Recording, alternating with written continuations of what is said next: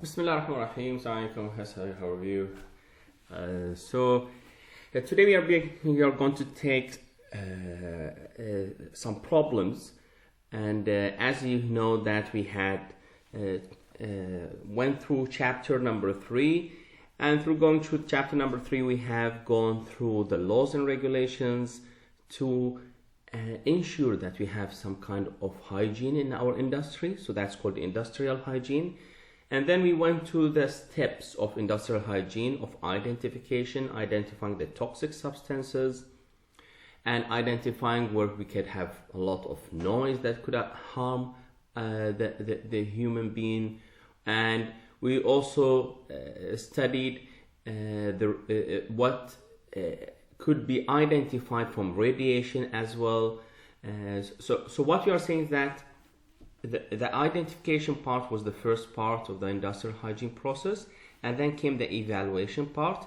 And the evaluation part was the part where it's like we are going directly into the area where we want to test and evaluate if there's any harm to human being, and that is by evaluating, for example, the intensity of the noise, and if it's harmful to the air, and could it cause air rupture. And how do we know that? We know that by combining both chapter 2 and 3 together, and by knowing the threshold limit values. And how do we calculate the mean of the threshold limit values if we have 1 or 2 or 3 chemicals? And we said there are 2 ways to do that, and we have also went through that. So all that was in the second part of the industrial hygiene process. And the third part of the industrial hygiene process was the control, where we can use personal protection for personal, such as the cover for your whole body, the overall cover for the skin, or for any kind of a gas that you could inhale. So you use a respirator, or something less than that, you have goggles, and so on. And you have also protection for the environment. So we talked about the ventilation systems and the types, and how do we calculate the ventilation rate. Okay, so that's a quick part of what we are going to go through. So what you're going to do now, you're going to solve some problems, and doing so we are going to start solving the problems, and we are going to start with the problem 3.1. We are going to start with the problem 3.1. Okay, now starting with the problem 3.1, let's read 3.1.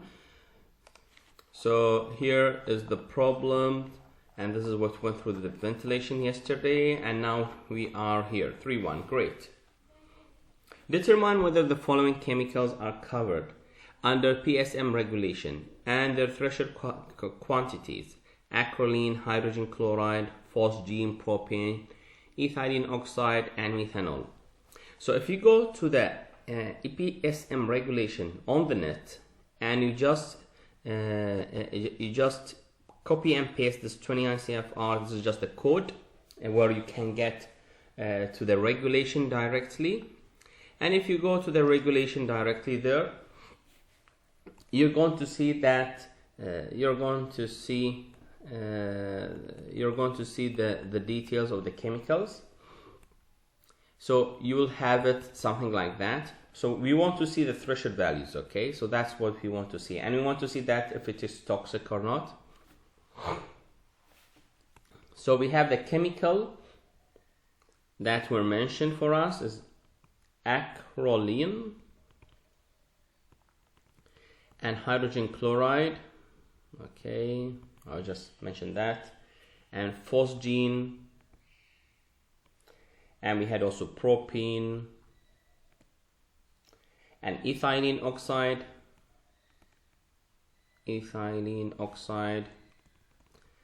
and we had methanol.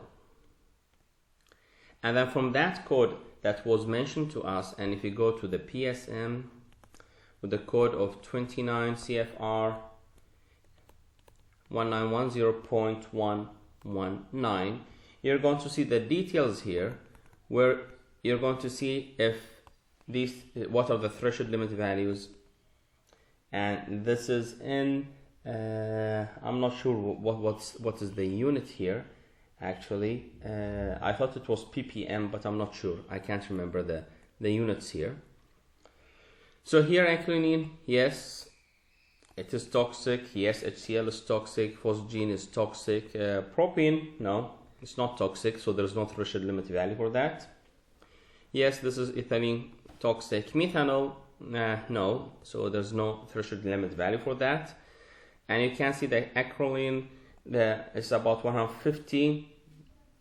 If you say that it is like, this is like ppm, so it will be 150 ppm, and this will be like 5,000. So that means that HCl is less toxic than acrolein, and 100 is more toxic, which phosgene, than the acrolein, and ethylene oxide is less toxic than them because it's 5,000. Okay, so what we have went through here, there's nothing that we went through some kind of calculations. There are no calculations at all. It's just to tell you what are the toxic substances we have in our life. Okay, so you're getting to know what are the toxic substances. So we know that what is toxic and what is not toxic. Okay, and you have an idea about their threshold limit values. Okay, so an idea about the threshold limit values and the meaning of the threshold limit values. Okay, like if it's higher or lower, which one is more toxic, right? So when it is lower, it's more toxic. I'm not talking about the concentration. The concentration, if it goes higher, is more toxic. Why? Because it passes the threshold limit value much more than, so for example, it's 1 ppm, or let me say the 100 ppm, right? So if it goes to 5,000, the concentration goes to 5,000, then it will be very, very toxic. So I'm not talking about the concentration going over the threshold limit value by times and times and times. What I'm saying that if it has a lower threshold limit value means that even a very small amount of that compound would affect your health. Okay, so that's what it means. So we got an idea, we got a good idea, and I think so we can continue. And actually 3.2 will reflect the same the same idea that we are trying to target here.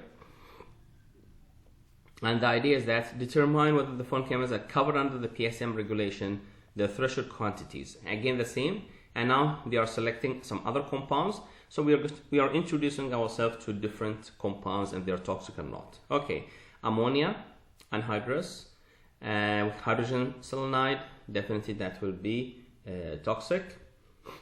And that's very toxic as well. Formaldehyde, methanol, and ethanol. Methanol and ethanol, they are not toxic. Okay,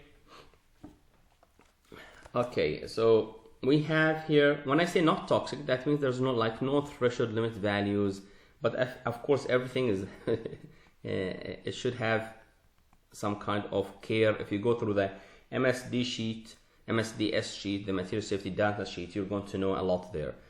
Okay, ammonia, which is anhydrous, so is that toxic or not? We are going to, let me list all the points. So we have hydrogen selenide. What else do we have? Okay, we have formaldehyde, and then we had methane. Methane is like natural gas, okay? And we have ethanol. Okay, what happened to my so we have ethanol. Okay, and if you go to the PSM under the same regulation there, so you're going to see that, well, this is toxic and this is also toxic, and this is also some kind of a toxic material, and these two are safer. And if you see that in the threshold limit value, and the threshold limit value here is 10,000, And for the second one, it will be 150. As I told you, hydrogen selenide is really very toxic. And for a formaldehyde, it will be for 1000. Okay, so still formaldehyde is more toxic than ammonia. So now we know some new compounds and what are their toxic values. Of course, this has no toxic values. If we go to 3.3, 3.3 is very similar, except that it wants us to now look at the RMP. So PSM is related to OSHA, so we go to OSHA. RMP, we go to what? To the EPA. So there are two different organizations. Determine whether the following chemicals are covered under the RMP. Okay, are those chemicals covered by the RMP or not? Okay, there's something else. Sometimes it's not that it's toxic or not, rather than it had been mentioned by those organizations. Usually those associations do mention all the chemicals which are toxic. Okay, usually. Determine whether the following chemicals are covered under the RMP, and you're going to find it under this code for CFR 68.130. And B, are listed as toxic or flammable. If they are listed, what are their threshold quantities? The chemicals are acrolein, hydrogen chloride, phosgene, propane, ethylene oxide, and methanol. So we have similar compounds here, but it's nice to compare. It's nice to compare from what we have obtained from both compounds that we have here, from the PSM, the RMP. Okay, so 3.3 and 3.4, very similar to 3.1, right? They are like 3.1 and 3.2, except that we want to see the same compounds under RMP, and then we can do some kind of a comparison to the PSM. We'll do some kind of a comparison to PSM. And actually this is what is 3.5 in reviewing the results of problems 3.1 to 3.4. Describe why the threshold quantities are lower for PSM regulated chemicals than the for RMP. Okay, so then it tells us why do you think that they are different or not. So these were the substances that we had here, and we just want to continue within the same figure, within the same table. It will be easier for us, and actually it's not only easier, I just want to show everything in one place. Then I'll remove this. Okay, I'll just remove that, and so that I'll have more space. And now I'll just mention that this is for PSM. Okay, so that will be with a different color. That will be better. So that will be PSM, and that is RMP. Okay, and then we are going to continue with the list. So is it listed or not? Of course, all of them are listed. All of these are listed. Even propene, which was not listed here, is listed here. Only the methanol is not listed in the RMP. Well, tell me the threshold limit values, please, RMP. So yes, they will tell us the threshold limit values are 5,000. You can see the difference, right? So is it correct? Let me make sure that if these values are correct or not. So is it 5,000? I'm just checking, please. Yes, it is 5,000. Definitely is correct. So yes, 5,000, and you can see how different they are for acrolein. And this is 500, and this is 10,000. So it was not that it's not toxic, it's just not mentioned under PSM. And you can see it's not mentioned, and on the other hand is very high value, which means that the threshold limit value is really high, and maybe this is the reason that it was not mentioned by PSM. And go to ethylene oxide, it will be 10,000, the threshold limit value. And the last one, of course, it's not mentioned, so we don't have any information about it. Is it flammable or toxic? So it's mentioned here under RMP that this is toxic, this is toxic, this is toxic. And you can see that propane, because it was not toxic, it was not mentioned by PSM, but it was mentioned by RMP because it is flammable. Okay, I think you got the idea why it was not mentioned there. And it is toxic for ethylene oxide.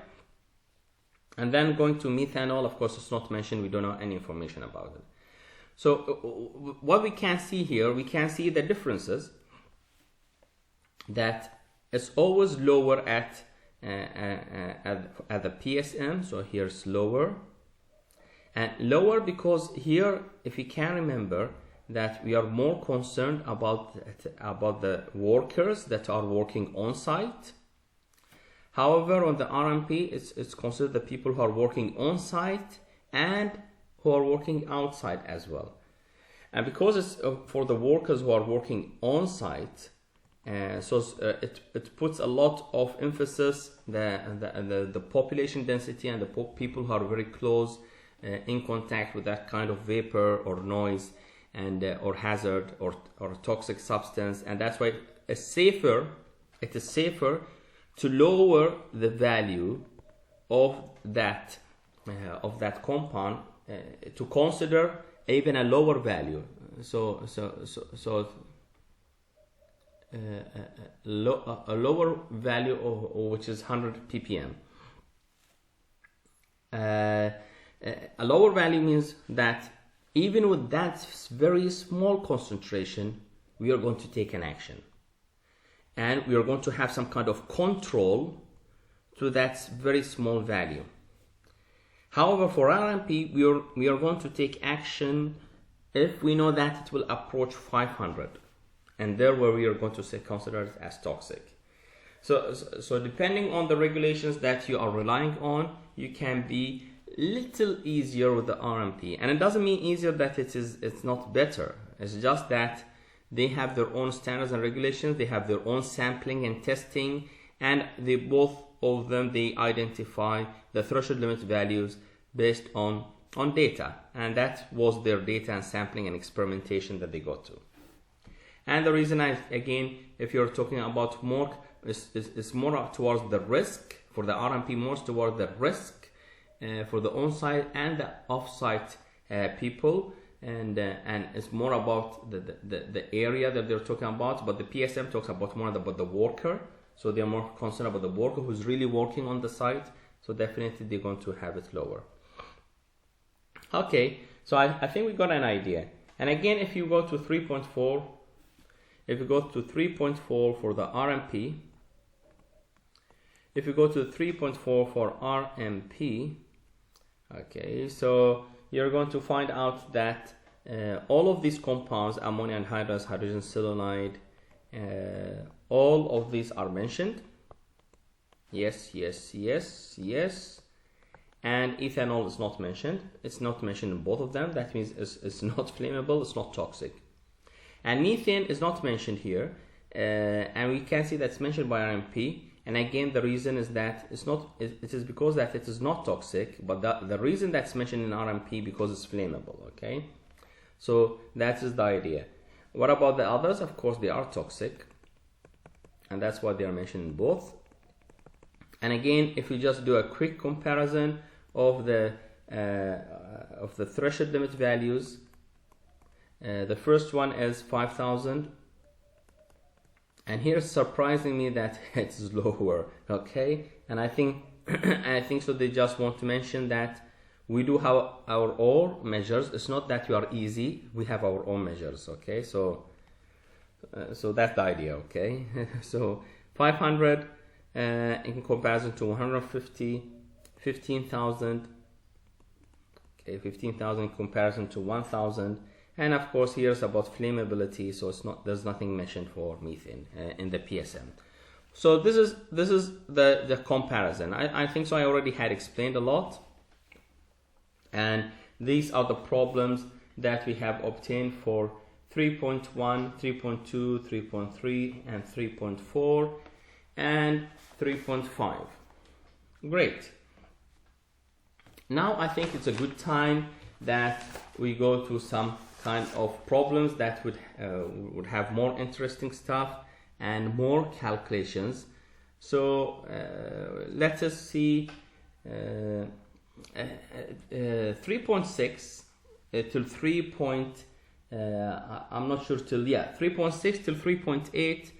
It's more about the code of course of safety, and I think so we cannot do anything about that so far.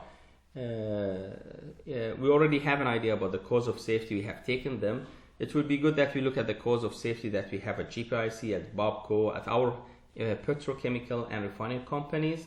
But since that is not part of what we are trying to, we cannot handle this here, and so we will skip that. If we were in better situations, we could have went through a visit to those companies and we can see their codes and so on. Okay, so what we're going to solve now, most probably, before solving, I just want to mention about 3.9 and 3.11. So the 3.9 to 3.11, so here it mentions, review the RMP code to determine the conditions that need to be used for dispersion modeling for the alternative case scenarios. So you just go and read the code and have more information about the alternative case scenarios, the worst case scenarios, and so on. 3.11 describe the several typical alternative case scenarios for an RMP study. Okay, so what are the typical alternative case scenarios for for the case study? And there's a lot to mention here. I'm not sure that if you would like to go through this just to have an idea. Let me see. Okay, for example, 310. I think maybe if you get just a flavor of what you're trying to cover. So you're asking about alternative case scenarios. Again, the question to review this code and determine the conditions. Okay, so we were looking at the conditions that need to be used for dispersion modeling. Okay, so what are the conditions for dispersion modeling? And this could be causing a problem. So what is there in the code? Okay, what is there in the code for the conditions? Let me write the conditions in a better way. So conditions. Okay, so talking about the conditions. So what do we have here? The thing that could make things worse and dispersed, going to people the toxic vapor to very far places, is the number one, wind speed. You're going to see that in the code. Okay, so the wind speed definitely is going to be effective, and you can read into the tables and see that 3 meters per second is one of the values that you need to consider. That if it goes higher or it goes within that limit, that could be dangerous. Okay, and then you have the temperature. Okay, the temperature, and here we mean the ambient temperature. Okay, and it also means we also need to look at the humidity as well. And looking at the temperature and humidity, 25 degrees centigrade is the guidance table, and usually it is the case for the ambient temperature. And 50%, so the 50% humidity would be safe enough, and that is what we have here. Now, if we go to the third part, which means the third condition, which is the height, we have the height or release. Okay, so what do we mean by height? So if we have some kind of a column that releases some kind of a vapor, and if this vapor is released to reach to a very far place. However, if it is relieved from a very lower place, it will not disperse as much as it is at a higher position. And actually this also works with sound, right? So if you have something that is, if you want the sound to reach more people, so you just have it to a higher place, as well, so that it could reach further and further. So I think you got the idea. Again, what causes the dispersion as well to go further and further? So you have the topography, and it depends now here. Now it will be dispersed, but does it depend of the place that it's going to? Is a city, or it is a village? It's an urban or a rural area? Of course, this will also affect. What about the temperature of the released substance? What about the temperature of the released substance? Definitely the temperature of the released substance would affect not the speed, but the way how it will diffuse away and how it will spread. So the temperature of the released substance will also be one kind of a variable. So you can see the conditions here for the spatial modeling. If you go to the code, and let us remember the code here. So the code that we had, we are solving 310.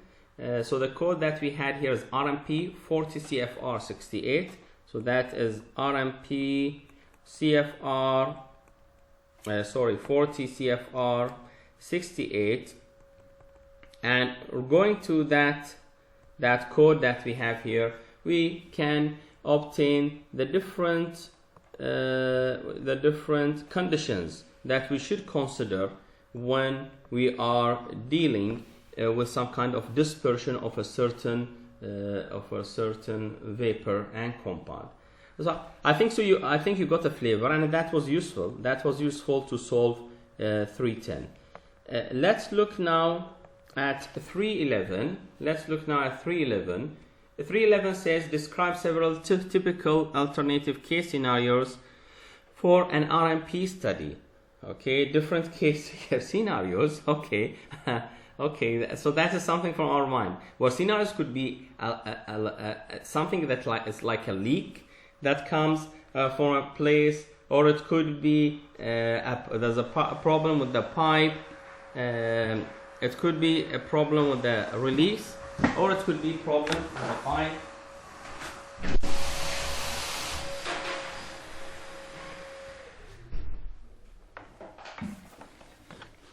Okay, sorry for that noise that was there. Just getting rid of the noise. And so we want to see that what kind of the different alternative case scenarios that we could have for an RP case study. Okay, so if we could have many things there, right? It depends on what you're trying to state in our problem here. So if you want to state, for example, what are the cases that we could have? We could have a release from a tank. Okay, so that's one of the things that we could have. A release from a tank could mean that something got broken in a line, and the pressure in the tank drives the fluid through the hole, and the whole material, it happens that it started releasing, and the evaporation rate, maybe it could be very high. So there's a release from a tank, right? Okay, and we need to consider the evaporation rate because of that release, because it's going to cause a vapor form liquid. But why did we have this release? It could be also from the pump line. There are many reasons that we could talk about. We could have a release. We could also have a release from a pipe. We could have a release from a pipe, and the pipe is broken, as simple as that. So this is the kind of so instead of a pump line having a problem, so now we're going to have a broken pipe, and because of the broken pipe we have a release. And again, I want to measure the evaporation rate as well. And if we go to another third point that could come to your mind, it could be a release because of a spill. Okay, release from spilling, from a spill or from spilling. And again, from spilling, you're going to have some kind of an evaporation rate that will, because of that spill, and so on. So how we are going to deal with that? If you want to deal with it, you're going to work on fixing that pipeline. So having a flange like to leak, okay, just to try to get rid of that. Sorry, it's not how to fix it, the reason. Okay, it could be a flange within that connected to the pipe cause this kind of the problem. Why do we have a broken pipe? It could be because of corrosion. Why we having some spilling? It could be because the pump seal that we have is leaking. Okay, so these are the reasons, and these are the like different scenarios. Okay, so these are the different scenarios that I would expect, considering the RMP standards that guide me, that what are the kind of scenarios that I could have within that system. Okay, great. So we are just giving ideas of how we could think about our problems here. And again, I know sometimes you think out how this would come in the exam or not. It's more like you're thinking of yourself. You're an engineer, okay, and you're trying to decide what to do.